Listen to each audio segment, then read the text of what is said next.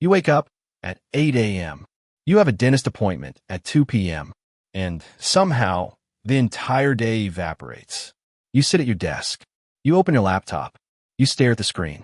But your brain refuses to start anything meaningful. Because what if you get too deep into work and lose track of time? What if you miss the appointment? So you do nothing. You scroll. You refresh. You wait. And when 2 p.m. finally arrives, you realize you just burned 6 hours of your life on absolutely nothing. This isn't laziness. This is your brain treating time like a minefield. The medical term is pre-event anxiety paralysis. But let's call it what it really is. Waiting mode. And it's stealing your life one appointment at a time. Here's the twisted part. The people who suffer from waiting mode the most are often the highest performers. The perfectionists. The ones who care deeply about not messing up. Your brain isn't broken. It's just running the wrong operating system for the world you live in. And once you understand the code, you can rewrite it. Let me show you why this happens. And more than that, let me show you how to fix it. Chapter 1. The Temporal Cage. Your brain was not designed for modern scheduling. 10,000 years ago, time was simple. The sun rose. You hunted. You gathered. You ate. You slept. There were no dentist appointments at 2 p.m. There were no Zoom calls at 11:30. There was just now and not now. Immediate threats and everything else. Your ancestors survived by being hyper-vigilant about immediate dangers. A rustling bush could be a predator. A storm on the horizon meant you needed shelter. Your brain evolved to lock onto these threats and refuse to relax until they were resolved. Fast forward to today. Your brain still works the same way. But now the threat is a calendar notification, a future commitment. And here's where everything breaks down. Your prefrontal cortex, the part of your brain responsible for planning and executive function, treats upcoming events as unresolved threats. Doesn't matter if it's a dentist appointment or a coffee meeting with a friend. If it's on your calendar, your brain categorizes it as an open loop, something that needs monitoring. Psychologist Bluma Zygarnik discovered this in the 1920s. She noticed that waiters could remember complex orders perfectly while they were still active. But the second an order was completed, the memory vanished. Your brain holds on to unfinished tasks. It keeps them active in your working memory. This is called the Zygarnik effect. Now apply that to waiting mode. You have an appointment at 2 p.m. Your brain flags it as an unfinished task. And unlike a work project you can chip away at, this task can only be completed by waiting. So your brain does what it's designed to do. It keeps the loop open. It maintains vigilance. And it blocks you from engaging deeply with anything else. Because deep engagement requires cognitive resources. Flow states require your full working memory. And your brain refuses to allocate those resources when it's monitoring a threat. The result? You become a prisoner in your own timeline. Trapped between now and 2 p.m. Unable to move forward. Unable to relax. Just stuck. Chapter 2. The Illusion of Insufficient Time. Here's the lie your brain tells you. There's not enough time to start anything real. You look at the clock. 9 Uhr morgens. You have 5 hours before your appointment. 5 full hours. You could write an entire report. You could finish that project. You could learn a new skill. But your brain calculates differently. Your brain doesn't see 5 hours.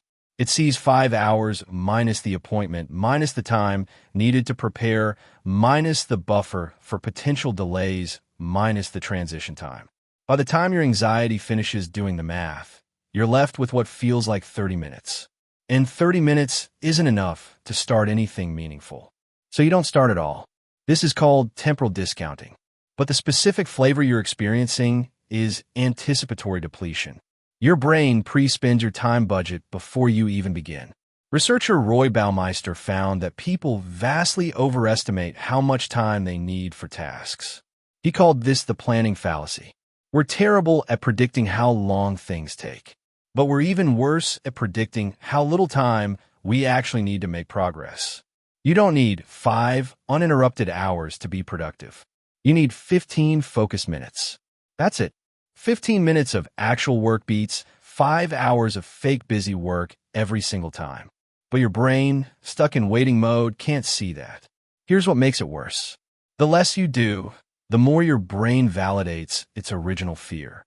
You didn't start the project, so you didn't get interrupted, so the appointment went smoothly, so your brain concludes it was right to keep you in waiting mode. The pattern reinforces itself. You're training your brain that paralysis is the correct response to future commitments. Chapter 3. The binary time trap. Your brain sees time in exactly two states: free and occupied. If your calendar is empty, your brain labels the time as free. You can do anything. You can start projects. You can think big. You can engage.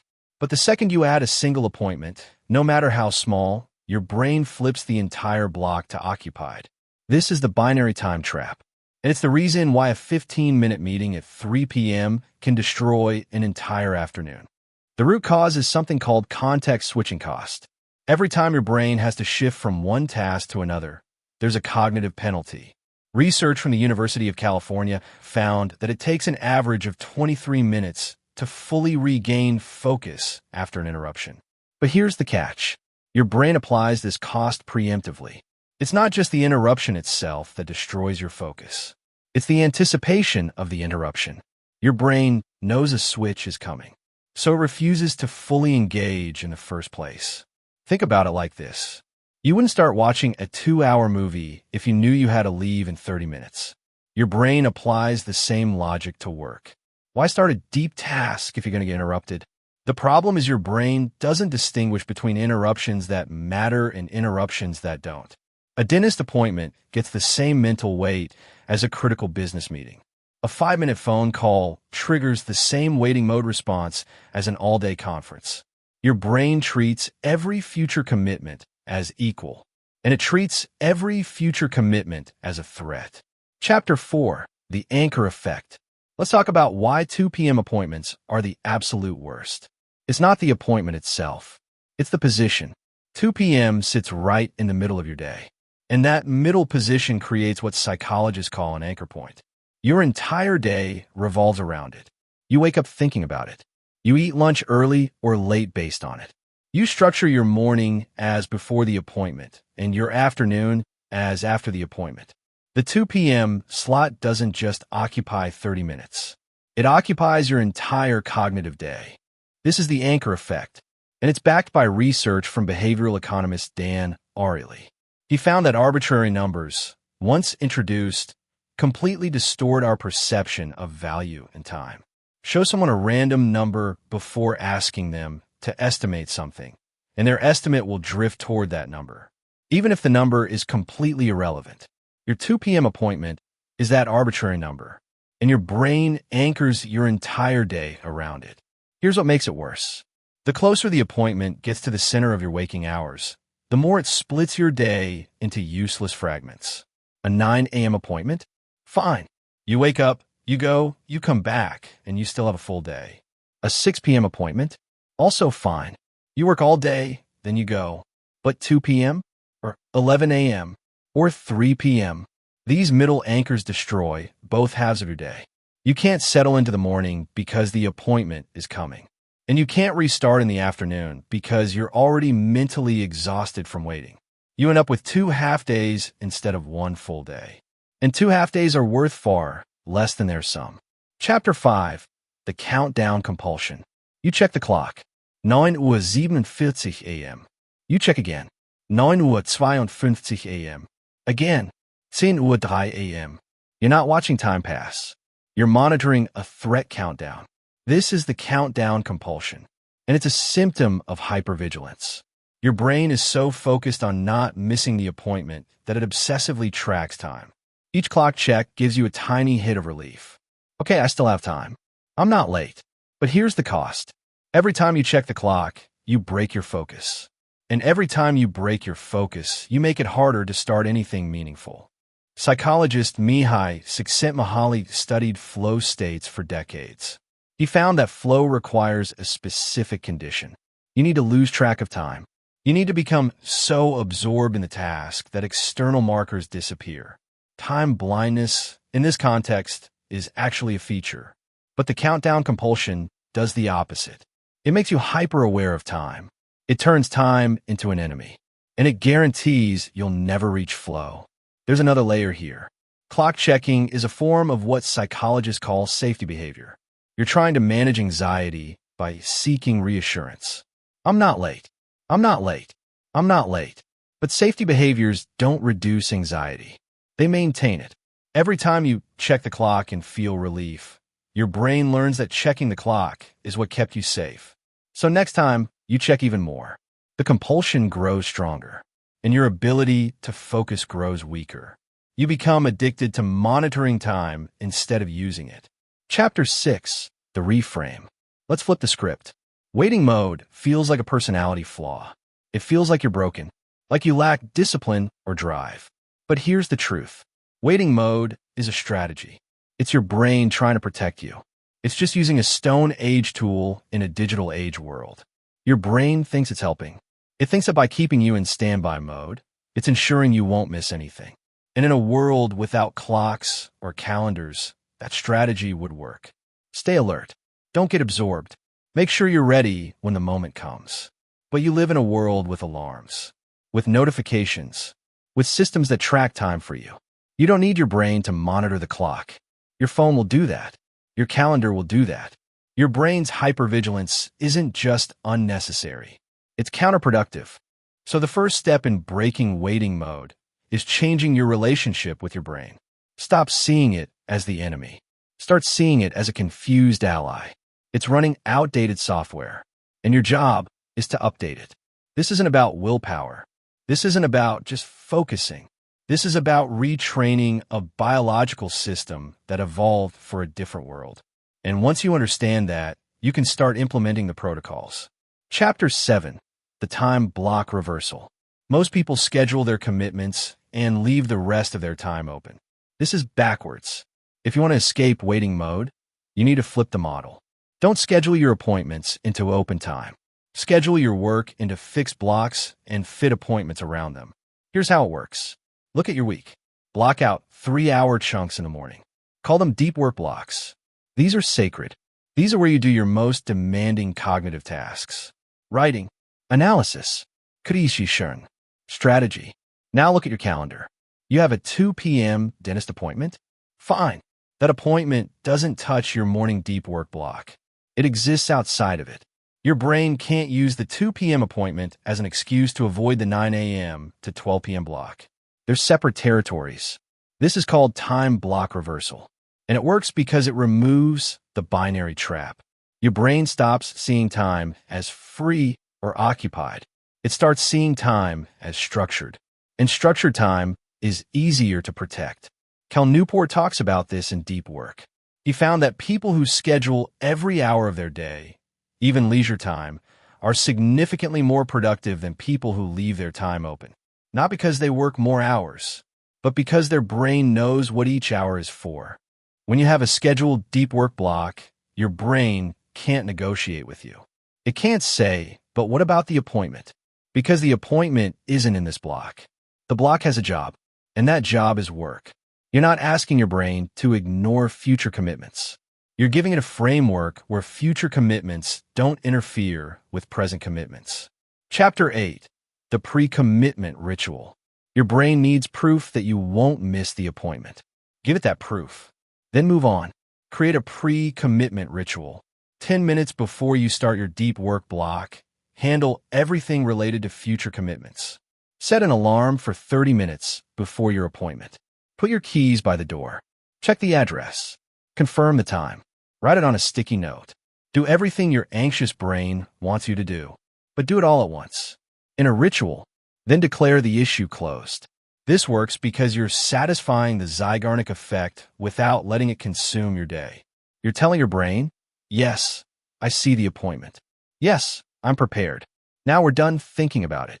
Psychologist B.J. Fogg calls this a tiny habit, a small behavior that signals to your brain that a larger goal is handled. Your pre-commitment ritual becomes the tiny habit that closes the open loop. Here's the key. The ritual has to be consistent. Same time, same steps. Every day, your brain will learn that the ritual means threat handled. And once the threat is handled, your brain can relax. You're not fighting your anxiety. You're giving it a productive outlet. Then you're moving on. Chapter 9. The isolation protocol. Some appointments will still hijack your brain. That's okay. Don't fight it. Isolate it. The isolation protocol is simple.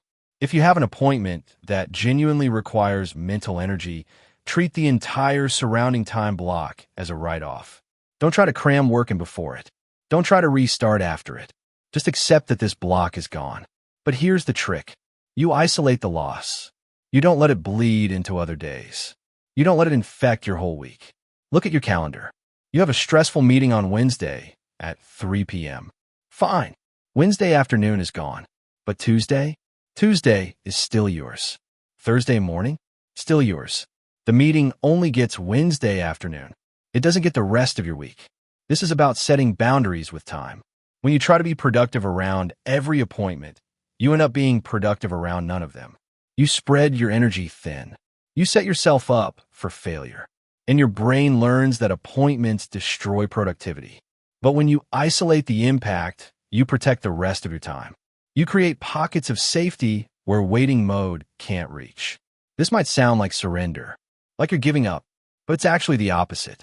You're choosing your battles. You're protecting your most valuable resource, your focus time, by sacrificing the battles you can't win. And your brain respects that clarity. Chapter 10, the micro-task bridge. You still have 30 minutes before you need to leave. Your brain says it's not worth starting anything. Your brain is wrong. The micro-task bridge is your weapon against anticipatory depletion. Instead of trying to start big tasks in small windows, you create a library of micro-tasks. Tasks that take 5 to 15 minutes. Tasks that have clear endpoints. Tasks that don't require deep flow. Examples. Respond to 3 emails. Organize 1 folder. Read 1 article. Update 1 spreadsheet. Make 1 phone call. Brainstorm 5 ideas. These tasks are small enough that your brain can't use the appointment as an excuse. But they're meaningful enough that they actually move your work forward. And here's the magic. String together enough micro-tasks, and you've completed real work. You've beaten waiting mode at its own game. The key is preparation. You need to build your micro-task library before you need it. When you're in deep work mode, when you have time and focus, write down every small task that needs doing. Keep a running list. Update it constantly. Then, when you're stuck in a waiting window, you don't have to think. You just grab a task from the library and execute. This works because it removes decision fatigue. You're not asking your anxious brain to figure out what to work on. You're giving a menu. And anxious brains love menus. Chapter 11. The energy mapping. Not all time is equal, and not all tasks fit all times. Your brain has natural energy rhythms. Peak focus in the morning, a dip after lunch, a second wind in late afternoon. These rhythms are biological. They're called ultradian cycles, and they're predictable. But here's what most people miss. Waiting mode amplifies your low energy periods. If you're already in a post-lunch slump, adding appointment anxiety makes it worse. You go from low energy to complete paralysis. The solution is energy mapping. You map your tasks to your energy levels, and you protect your peak energy times from appointment contamination. High energy tasks, deep work blocks in the morning, creative thinking, complex problem solving, anything that requires your brain firing on all cylinders. Medium energy tasks, administrative work, communication, planning, things that need attention but don't need genius. Low energy tasks, routine maintenance, filing, organizing, things you can do on autopilot. Now map your appointments. A stressful meeting? Schedule it during a naturally low energy period. You're already in a slump. The appointment isn't making it much worse. But if you schedule that same meeting during your peak morning hours, you're throwing away your most valuable cognitive time. This is about strategic sacrifice. You're going to lose some time to waiting mode. That's inevitable. But you get to choose which time you lose. Lose your worst hours. Protect your best hours. Your brain will fight you on this. Your brain wants to schedule important meetings during important times. But that's the trap. You don't need high energy for the meeting. You need high energy for the work around the meeting. Schedule backwards. Protect your peaks. Let your valleys absorb the chaos. Chapter 12. The identity shift. Here's the deepest fix. You need to stop identifying as someone who struggles with waiting mode. Right now, part of your identity is wrapped up in this pattern. You're the person who can't work before appointments. You're the person who wastes time waiting. That identity becomes a self-fulfilling prophecy. Psychologist Carol Dweck calls this a fixed mindset. You believe your traits are permanent. You believe you're just bad at this. And that belief makes you bad at it. The alternative is a growth mindset. You believe traits are malleable. You believe you can learn. You believe you're not broken, just untrained. So stop saying, I'm stuck in waiting mode. Start saying, my brain is running an outdated protocol that I'm in the process of updating. Language matters. Identity matters. When you identify as broken, you act broken. When you identify as learning, you act like someone who's learning. This isn't positive thinking nonsense. This is identity-based behavior change. James Clear writes about this in Atomic Habits. He found that the most sustainable changes come from shifting identity, not shifting actions. You don't try to run. You become a runner. You don't try to avoid waiting mode. You become someone who uses time intentionally. That shift changes everything. The integration. Waiting mode is not a character flaw. It's a mismatch between your biology and your environment. Your brain evolved to protect you from immediate physical threats. But now it's trying to protect you from calendar notifications. And it's using the wrong tools. You can't turn off your brain's threat detection system, but you can redirect it. You can give it better information. You can train it to see time as a tool instead of a trap. Time block reversal gives your brain structure. The pre-commitment ritual closes open loops. The isolation protocol sets boundaries. The micro-task bridge builds momentum. Energy mapping protects your peaks. And the identity shift changes who you are. These aren't hacks. These are protocols. And protocols work when you practice them. Not perfectly, not all at once, but consistently. Over time, your brain will resist at first. That's normal. You're asking it to unlearn a strategy that's kept humans alive for millennia. But your brain is also adaptive. It learns from experience. And if you consistently prove that appointments don't require full-day vigilance, your brain will adjust. You'll start small. One protected deep work block. One successful micro-task before an appointment. 1 week where Wednesday's meeting didn't ruin Thursday's productivity. And those small wins will compound. Because that's how behavior change works. Not through massive overnight transformations, but through tiny, repeated proofs that a different way is possible. You're not lazy. You never were. You were just running the wrong operating system. And now you know how to upgrade it. The next time you see 2 p.m. on your calendar, you won't freeze. You'll check your deep work block. You'll run your pre-commitment ritual. You'll grab a micro-task if needed. And you'll keep moving. Because time isn't something that happens to you. Time is something you design. And waiting mode doesn't get to steal it anymore. This video was made possible thanks to your various forms of support. Simply watching it is a contribution to creating more content. And of course, there are those who contribute even more by using the thanks feature or by clicking the join button and becoming a VIP member, who also play a significant role. So what are your thoughts on this? Sound off in the comment section down below, and don't forget to like the video and subscribe to the channel to become the best version of yourself.